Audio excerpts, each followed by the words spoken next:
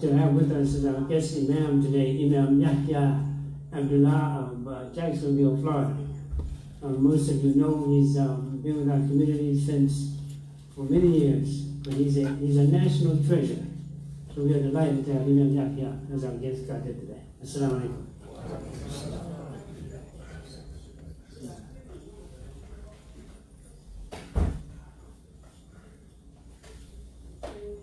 Allahu Akbar, Allahu Akbar, Allahu Akbar, Allahu Akbar.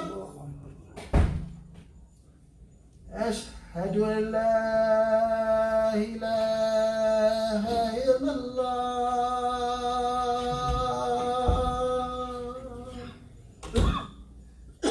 Ashhadu an la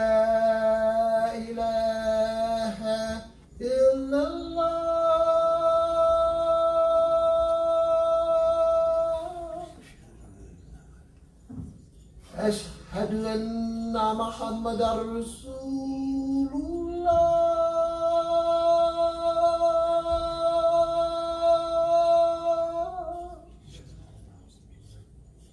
أشهد أن محمد رسول الله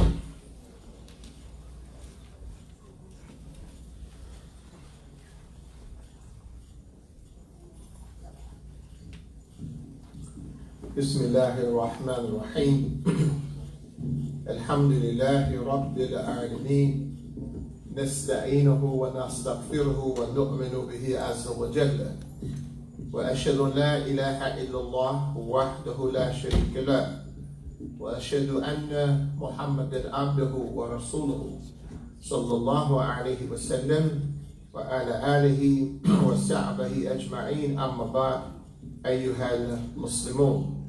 With Allah's name, the Merciful Benefactor, the Merciful Redeemer. All praise belongs to Allah, the guardian, evolver, cherisher, keeper, sustainer of all the systems of knowledge. We seek His help. We ask for His forgiveness. We put our faith and our trust in Him. Mighty and sublime is He. I bear witness that there is nothing worthy of worship except Allah alone, the one and only. There is none like unto Him. And I bear witness that Prophet Muhammad sallallahu alayhi wasallam, to whom the Quran was revealed 1400 years ago, is Allah's servant, messenger, prophet to all of mankind. We ask Allah's peace, His blessings, His highest exaltations be upon Prophet Muhammad sallallahu alayhi wasallam, upon his family, his companions, the righteous all. On you, O Muslims, be peace. Assalamu alaikum. That is, greetings to the believers here at MASJID Jihad in Savannah, Georgia. Greetings to my dear friend Imam Ibrahim, and thank you again, my friend, for the invitation to visit with you all. We're just a couple hours south in Jacksonville, Florida, MASJID MUHAMMED, so it's always a pleasure to be here with you. Greetings to our Facebook Live audience, those who are joining us around the United States of America, and those of you all who are regular viewers overseas, and maybe some newcomers. We started today at 2 o'clock. Typically when I'm in Florida, Jacksonville, we're at 1:30, but they start here at MASJID Jihad at 2 o'clock. Special greetings to Janina Abdullah in Malaysia, Anwar Sultan in Hilo, Hawaii, Omadosa Amin Muhammad in the U.S. Virgin Islands, Rahima Abdul Wadud in Ghana, Babaginda Saminu in Nigeria, my friend Donald Eubanks in Yucatan, Mexico, our brothers and sisters in Nigeria, and also in Bermuda, and so many of you around the world, in the Philippines, also in Indonesia. I'm thinking of the countries we have our regular viewers: Saudi Arabia, Dubai, Kuwait, Pakistan. My friend Ajib Bilal, greetings to you also in Albania. So these are our international viewers, and they watch us constantly, and we thank Allah subhanahu wa ta'ala for blessing us with this technology, a way to get the message out across the United States of America. It's good da'wah for us in America. And those of you who are non-Muslims, we say peace be upon you, and our Jewish brothers and sisters, shalom. So we're utilizing this new technology to share the word of Allah subhanahu wa ta'ala from the Quran, Muhammad the Prophet's life, sallallahu alayhi wa sallam, and our special, what we call our special sauce, our commentary, tafsir from Imam Muhammad, God grant him the highest station in the paradise. Our subject for today's lecture, khutbah, Jumah, for the Jumah, shall I lead you to a bargain? Shall I lead you to a business transaction, a deal, a bargain? This is actually in the Quran. Shall I lead you to a trade, commerce, bargain, all of that in the word tijara. So I begin reading from chapter 61, Asaf, verse 10. And Asaf means they translate it as the battle ranks. The battle ranks. But we form ranks in the line for the prayer. Jumah prayer, all our 5 prayers, and we're praying them in the congregation. These are arrayed, see?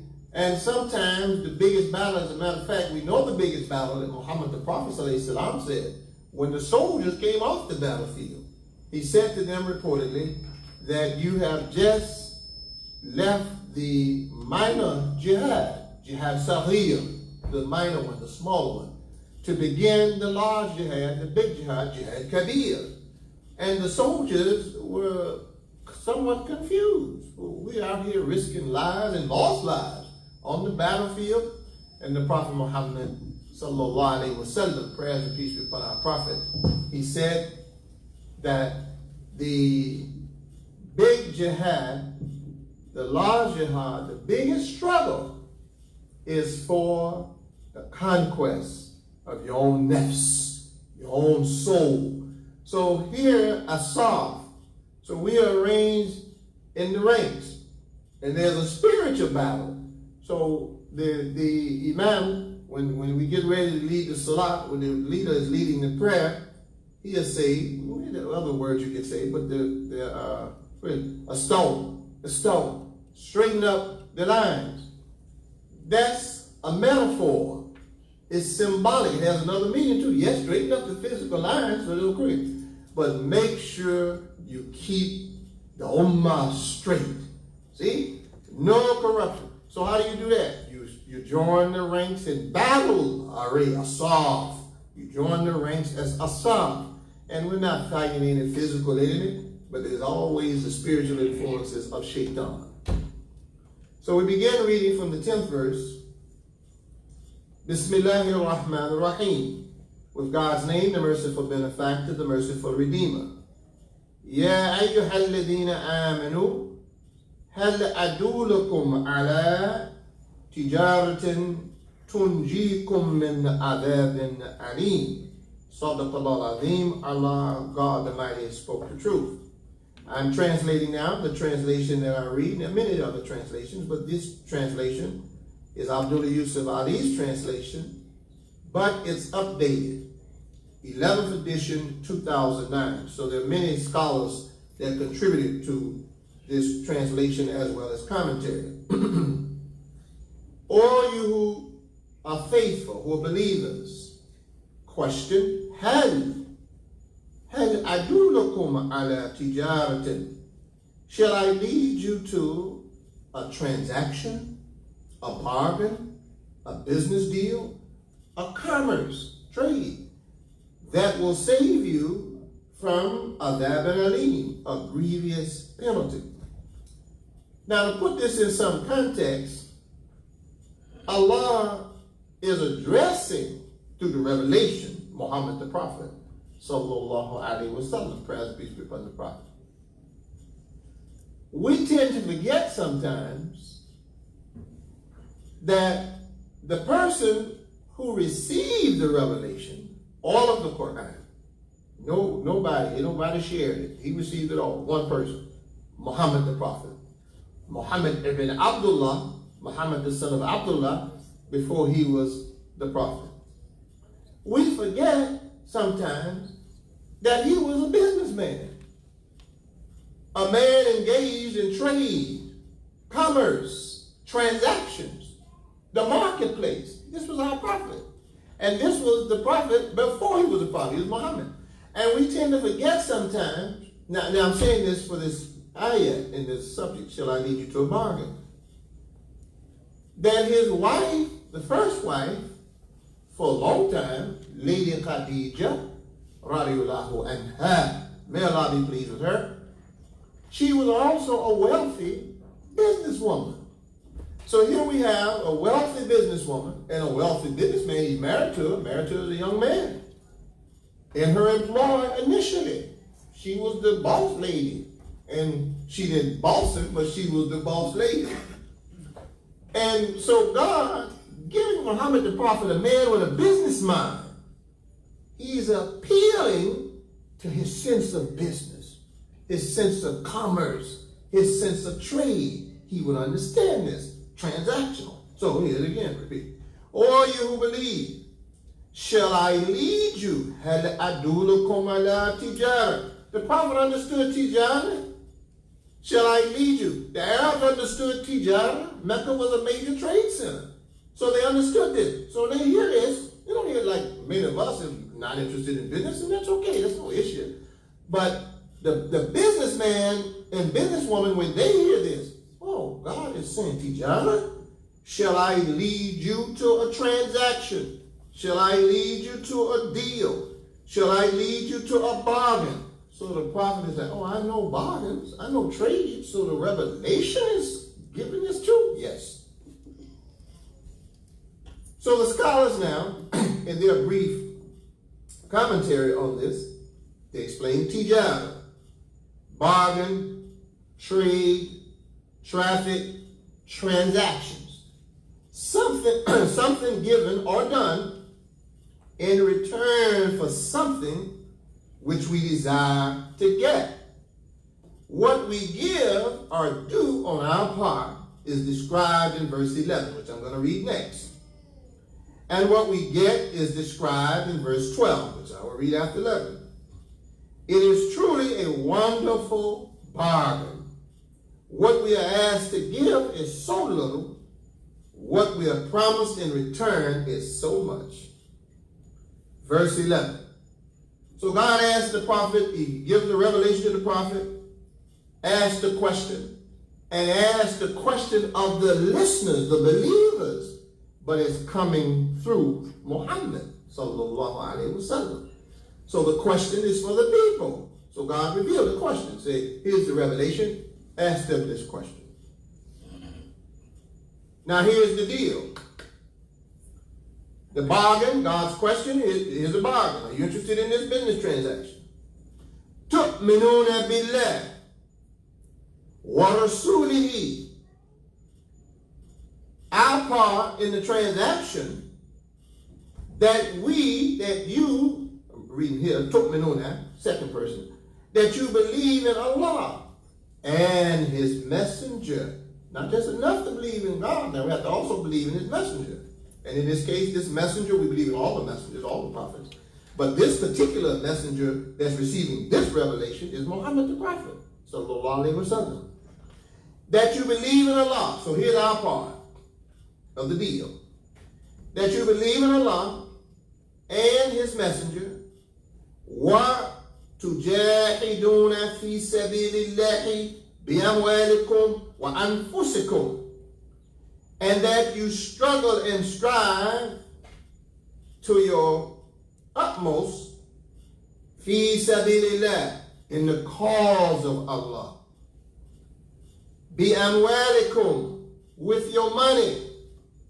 Mal, with your property. Mal, with your material resources. That's what amwalikum means. Your mal, your dollars, your money, dinar, dirham, whatever.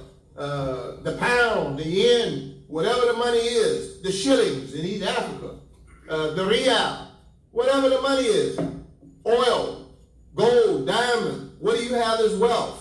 Real estate, property, collections, valuable collections.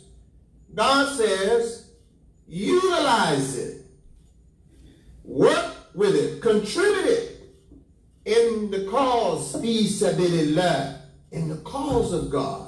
And God's cause is big. So God is telling us what our part of the transaction is. First, have faith in Allah. That's number one. And the messenger, the prophet. Now, how are you going to support this faith? That faith requires support. The masjid requires support. The schools, the institutions, our dawah, our cultural activities, all require support. Bi-amwalikum. So you say, well, and there were those in the time of Muhammad the Prophet, they said, Ya Rasulullah, Messenger of God, we're poor. We have no resources. We have no material assets. Allah knew the question was coming. So Allah said, Wa anfusikum, and your nafs. This is plural, anfusikum, and your souls. So if you don't have anything to contribute from your pockets and your bank account or your assets, contribute something from your mind. Contribute something from your soul. Contribute something from your heart. How do we know? Our prophet, he said, reportedly, I have to put it like that, reportedly, because we weren't there. Reportedly. So with these hadiths, we check them with the Quran. No problem. Quran, no contradiction with the Quran. Okay. 3 things still give us benefit in the Jannah, in the Akhirah, the next life, the hereafter. The Prophet reportedly said 3. The prayers for the parent of a righteous child. Now, how much does that cost? So there's value that the child has, based on the teaching of Muhammad the Prophet, to send some ajr, send some reward, some barakah, some blessings to their parent when their parent is on the other side. So the child will have an excuse. Well, they have no money. Hold up. No, the Prophet said the prayers of a righteous child. So, you know, that's us too. Now, our parents being about 60, 70, 80 years old, some of you, send some prayers over there for your parents, for your ancestors, the people that have gone before us. Send some prayers. That's one thing. He said in the second thing that a person still gets reward for on the other side when they're no longer here in this ula, the first life, or the dunya, this world. Money, resources, and wealth that you left behind that other people are benefiting from. Hence, the rise of endowments, philanthropy, foundations, the wealthy people, the giving pledges of the billionaires that have signed on in the United States of America. Yeah, they're getting, this is from a prophet, Muhammad, the teaching of the prophet. Hey, leave some wealth behind. And they call it paying it forward. So most of the billionaires, millions in America have signed the giving pledge. Say we're giving away most of our wealth so that it'll be left behind. And I remember hearing the great industrialist, one that I admire in the United States, Mr. Warren Buffett, when he was talking about giving away his $37 billion to charity, to the Bill and Melinda Gates Foundation. They asked him, say, why are you giving away all this money? He looked at the questioner, surprised. What kind of question is that? He said, I want to get in heaven. He wanted to get in paradise. We would say paradise. He said, I want to go to heaven. So here's the man understood. This wealth is not, I can't take this wealth with me. So the prophet said, that's the second thing. And what's the third thing that we leave? They give us sadaqah jariyah, flowing charity, perpetual charity, sadaqah jariyah. Huh? He said, knowledge, ilm, science, information, knowledge that you left behind. You wrote a book.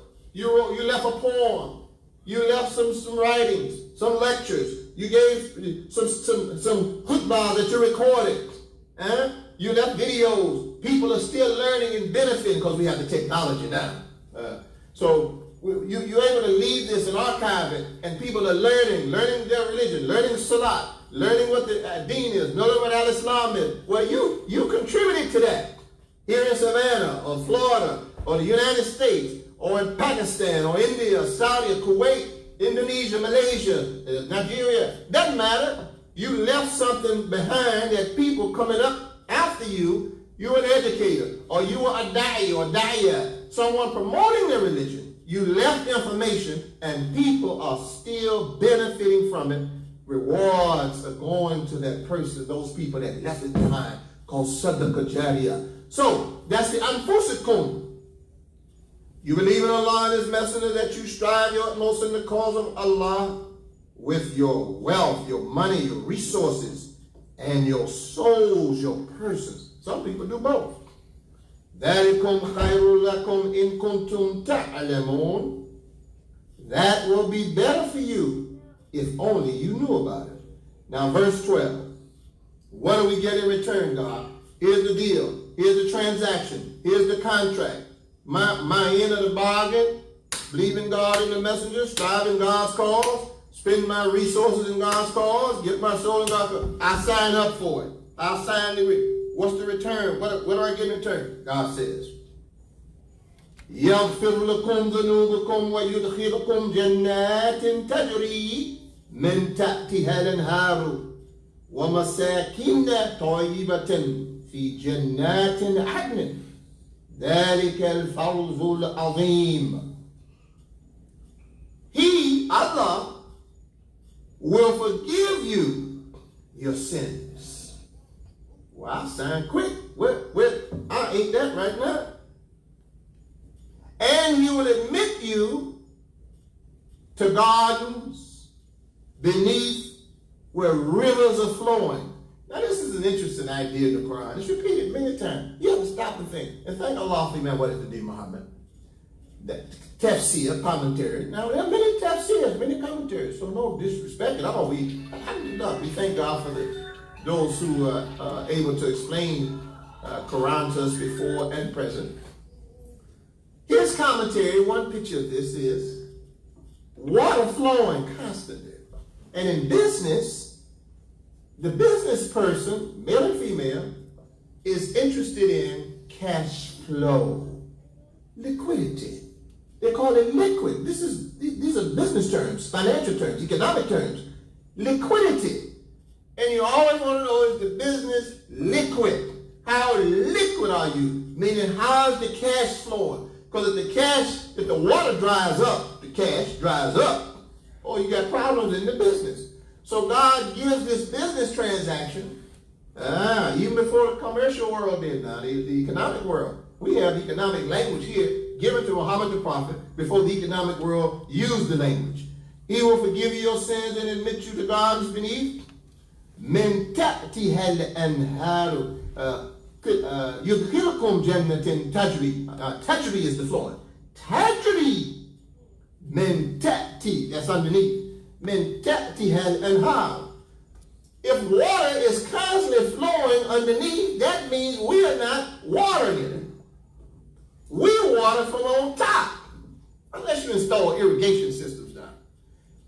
God is saying, don't worry about your liquidity. This is a commentary. If you sign up for this transaction, I will keep you prosperous in your mind, in your soul, and in your pockets. You won't have anything to worry about. How do we know? Man kana yu'minu billahi yawmil akhir wa man ya'tiq Allah yaj'alahu makhraja wa yarzuqhu min haythu la yahtasib. Chapter 65, the latter part of verse 2 and 3, beginning 3. Whoever believes in God and is conscious of God and have faith in the future, God always gives them an exit strategy. That's another business concept. Makhraja. Give them a way out. They'll always have a way out.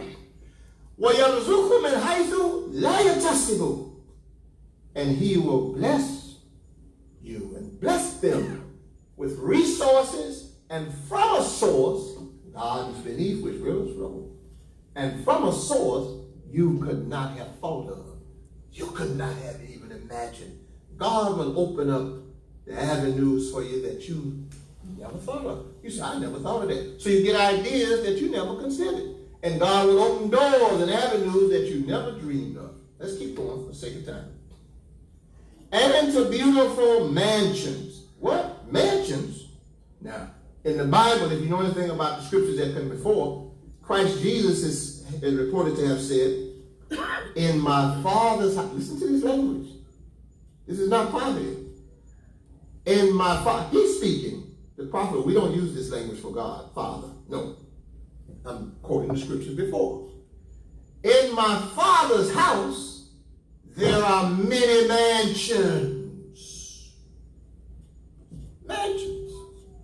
Now, I have to share with you briefly. I have lived in palaces in Saudi Arabia.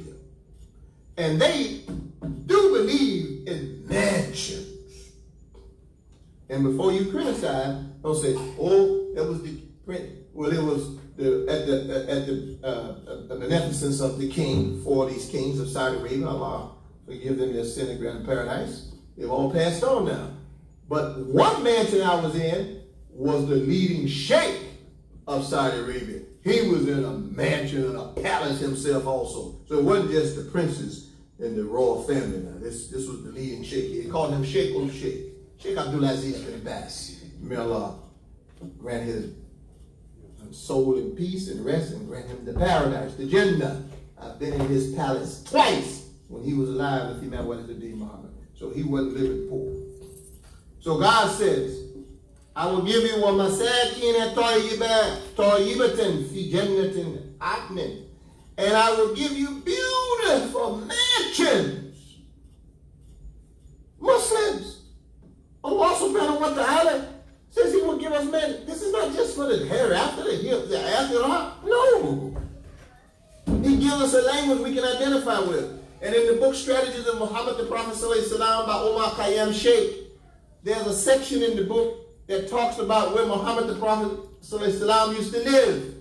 In Mecca, when he was married to Khadijah, when he was transacting trade and business, they said he lived in the finest neighborhood in Mecca.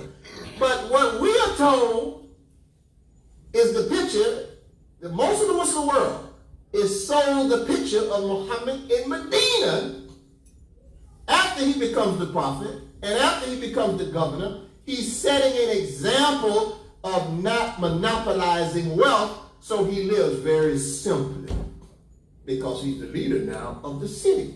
But when he was just himself married to his wife, he lived in the finest neighborhood in Savannah, Georgia. So wherever that neighborhood is, if it's Hilton Head Resort, I don't know. Wherever it's at, that's where Prophet Muhammad ﷺ and Khadijah lived before he was the prophet. That is indeed the supreme achievement. Last verse, and we sit. وَأُخْرَى تُحِبُّونَهَا, verse 13. نَصْرٌ مِّنَ اللَّهِ وَفَتْحٌ قَرِيبٌ وَبَشِّرِ الْمُؤْمِنِينَ. And another favor he will give you. So this is the conclusion of this transaction, this deal. Forgive us our sins, admit you to God's beneath which rivers flow, give you beautiful mansions in God's of eternity to live in. That is indeed the supreme achievement. Much more to be said on this. I don't have time. And another favor. So God says, I want to add something else to the deal. I'm going to give you something else which you love. Help. Nasrun min Allah. Help from God. And speedy success. I'm going to open up the doors of victory and success for you. وَبَشِّرِ الْمُؤْمِنِينَ. So give the glad tidings to the believers. Allahu Akbar.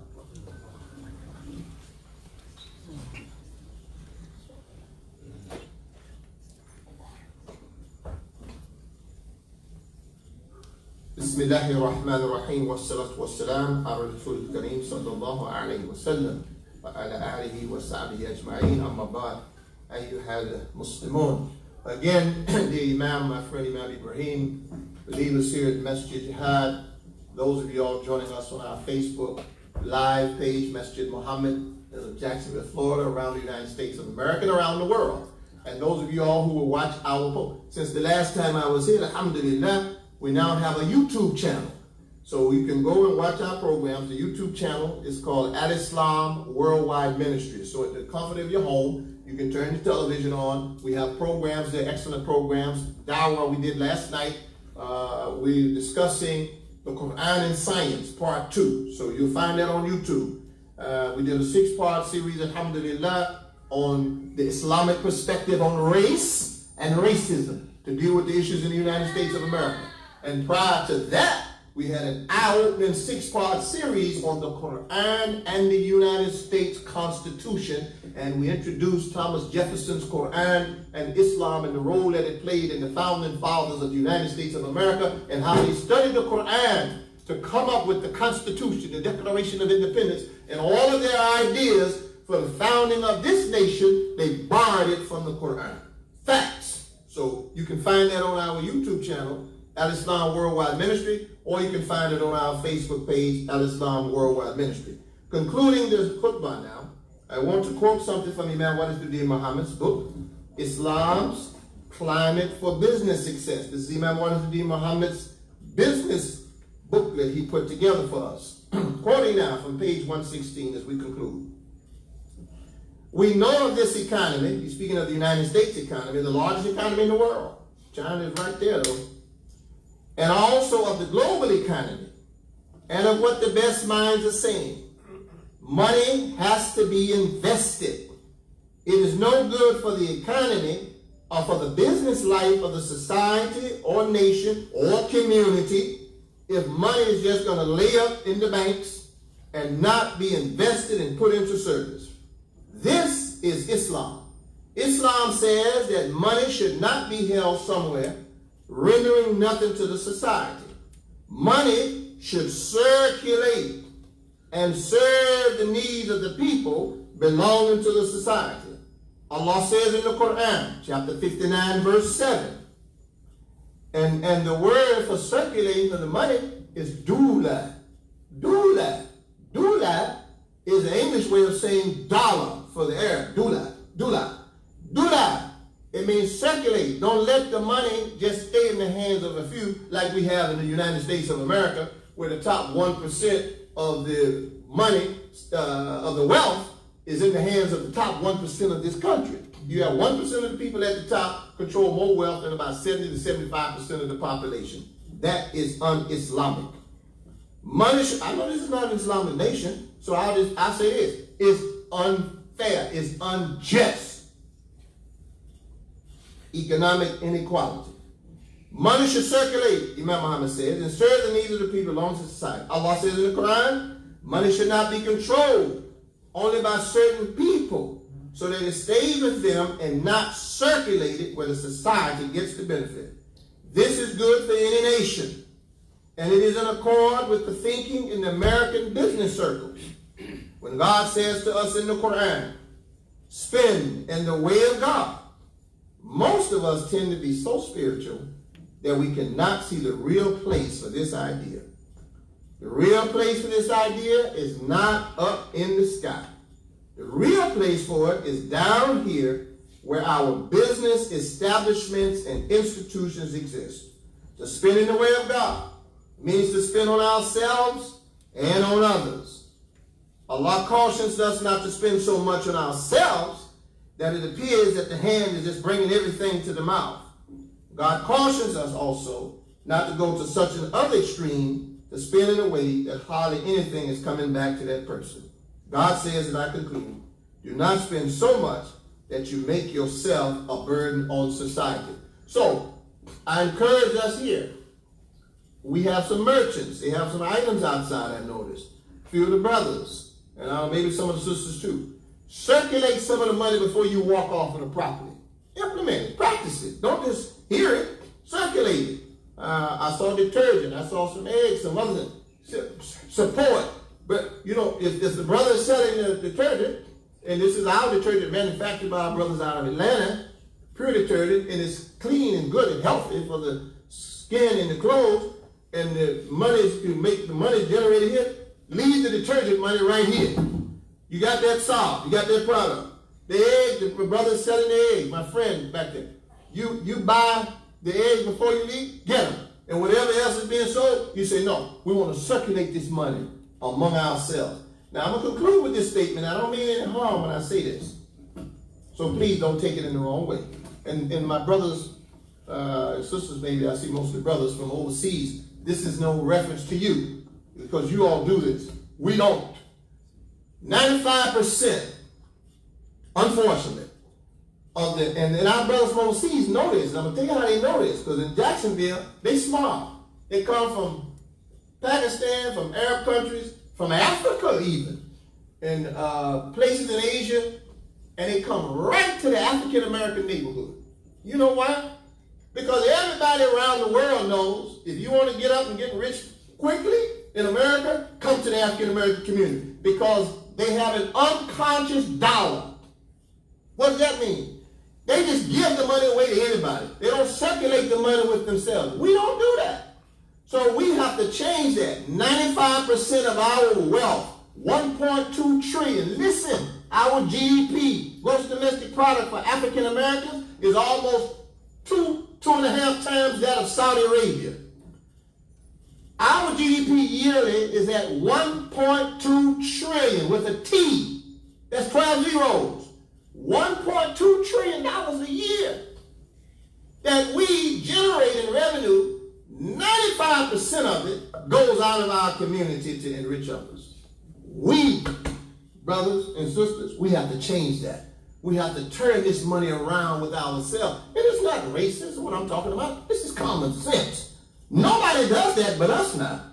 Every other ethnic group in America spend their money. The Jews, their money circulate at least 20 times. The European American money circulate, meaning they spend with each other before they let it go, 12 times. The Hispanics, the Koreans, the Chinese, the Arabs, the Pakistanis, the Indians, everybody's money circulate among the group before it leaves that group. Our money, today is payday, Friday for most of our people. Money comes in before the NAACP did a report on it. Say within 6 hours, the money is gone out of the community. We have to change that. رَبَّنَا آتِنَا فِي الدُّنْيَا حَسَنَةً وَفِي الْآخِرَةِ حَسَنَةً وَقِنَا عَذَابَ النَّارِ. Our Lord, grant us the best that this world has to offer us, and grant us the best that the next life has to offer us, and save us from the punishment of the fires of sins. Ameen. Iqam as-salat.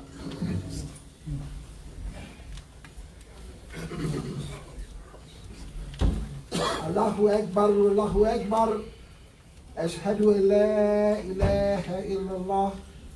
Ashhadu anna Muhammadan Rasulullah. Hayya ala salah, hayya ala falah.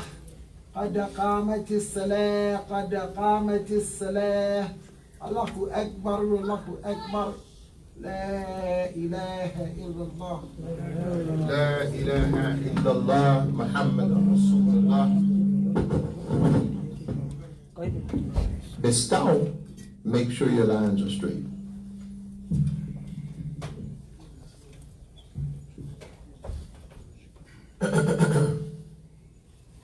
Allahu Akbar.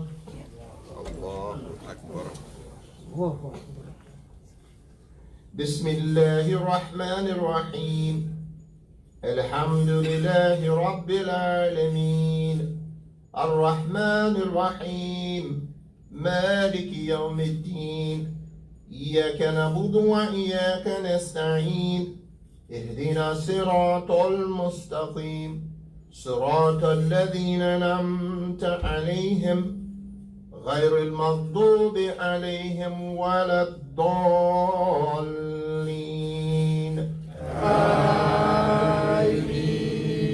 آمين. إذا جاء نصر الله والفتح ورأيت الناس يدخلون في دين الله أفواجا فسبح بحمد ربك واستغفره إنه كان توابا. الله أكبر.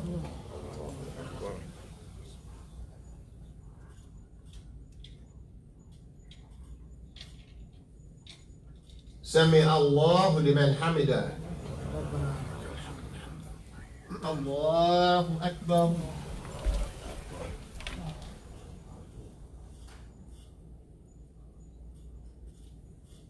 الله أكبر. الله أكبر.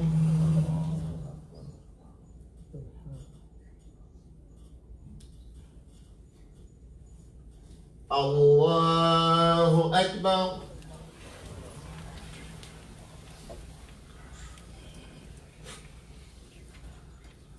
بسم الله الرحمن الرحيم. الحمد لله رب العالمين. الرحمن الرحيم. مالك يوم الدين. إياك نعبد وإياك نستعين. اهدنا الصراط المستقيم. صراط الذين أنعمت عليهم غير المغضوب عليهم ولا الضالين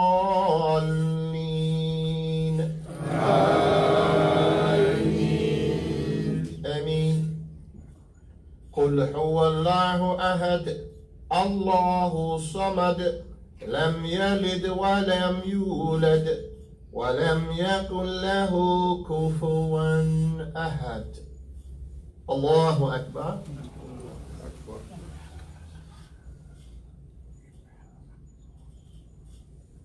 سمع الله لمن حمده. الله أكبر.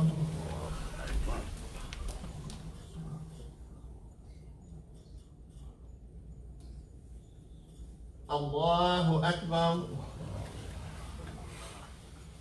الله أكبر.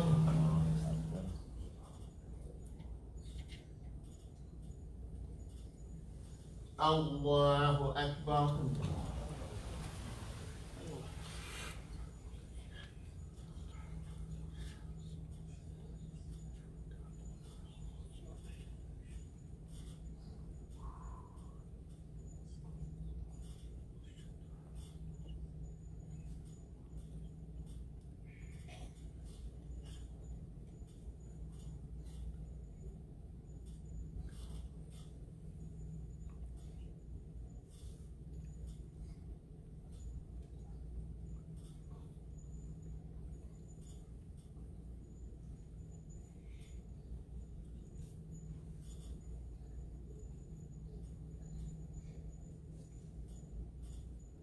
السلام عليكم ورحمة الله.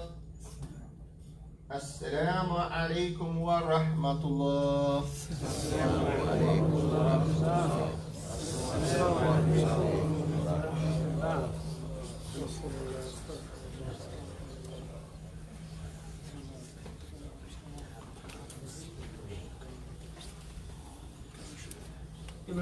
Assalamu alaikum. We pray that Allah will accept our worship. And once again, we want to extend our heartfelt, sincere appreciation by Imam Yahya taking the time to be with us today, inshallah. As Hakeem is coming up, please, he's going to tell us about the dinner that we're offering today, the lunch that we're offering today. Please, inshallah, make sure that you continue to support the effort. 99% of that money is from the dinner, goes towards keeping the lights on and keeping the air on, etc., etc. In addition to that,